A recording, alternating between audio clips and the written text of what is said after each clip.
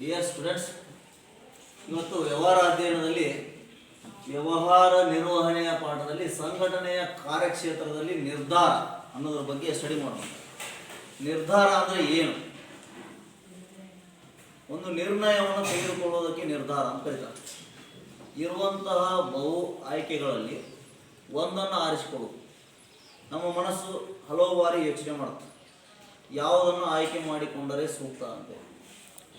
ಯೋಚನೆ ಮಾಡಿ ಮಾಡಿ ಮಾಡಿ ಕೊನೆಗೆ ನಾವು ಒಂದು ನಿರ್ಧಾರಕ್ಕೆ ಬರ್ತೀವಿ.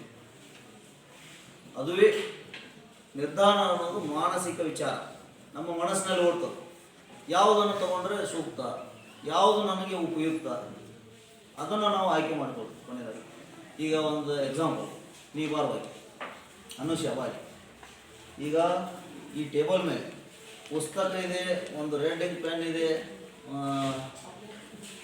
ಈ ಚಸ್ಮಾನು ಇದೆ. ನಿನಗೆ ಅದು ಬೇಕು ಅನಿಸಿದ್ರೆ ಅದನ್ನು ತಗೋಬೋದು. ಈ ಯಾವ ವಸ್ತುಗಳು ನಿನಗೆ ಬೇಕು ಅನಿಸ್ತದೆ? ಪುಸ್ತಕ ಬೇಕಂತ ಅನಿಸ್ತದೆ, ಅದು ಅಕ್ಕಿ ತೆಗೆದುಕೊಂಡ ನಿರ್ಧಾರ. ಯಾಕೆ ಪುಸ್ತಕನ ಬೇಕಂತ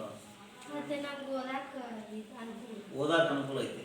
ಮತ್ತು ಈ ಬಡಗಿ ತೊಗೊಂಡು ಏನ್ಬಲ್ರಿ, ಈ ಪೆನ್ ನನ್ನ ಕಡೆ ಐತಿ, ಅಥವಾ ಈ ಚಸ್ಮಾ ನನಗೆ ಯೂಸ್ ಇಲ್ಲ.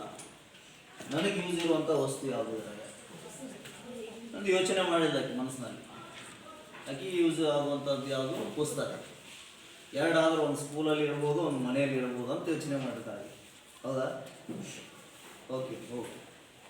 ಈ ರೀತಿ ಒಬ್ಬ ವ್ಯಾಪಾರಿ ಒಂದಿಷ್ಟು ವಸ್ತುಗಳನ್ನು ಒಂದು ಊರಿನಿಂದ ಇನ್ನೊಂದು ಊರಿಗೆ ಸಾಗಾಟ ಮಾಡಬೇಕಾಗಿರುತ್ತೆ.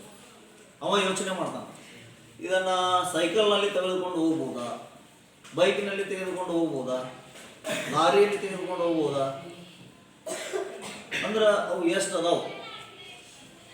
ಅದು ಸೈಕಲಲ್ಲಿ ಹೋಗುತ್ತಾ, ಬೈಕ್ನಲ್ಲಿ ಹೋಗುತ್ತಾ, ಆಟೋ ರಿಕ್ಷಾದಲ್ಲಿ ಹೋಗುತ್ತಾ, ಲಾರಿಯಲ್ಲಿ ಹೋಗುತ್ತಾ, ಬಸ್ನಲ್ಲಿ ಹೋಗುತ್ತಾ, ಯಾವುದರಲ್ಲಿ ಹೋದರೆ ನನಗೆ ಖರ್ಚು ಕಡಿಮೆಯೊಳಗೆ ಹೋಗುತ್ತಾ, ಸುರಕ್ಷಿತವಾಗಿ ಹೋಗುತ್ತೆ, ಇದರ ಬಗ್ಗೆ ಯೋಚನೆ ಮಾಡ್ತಾನೆ ಮನಸ್ಸಿನಲ್ಲಿ.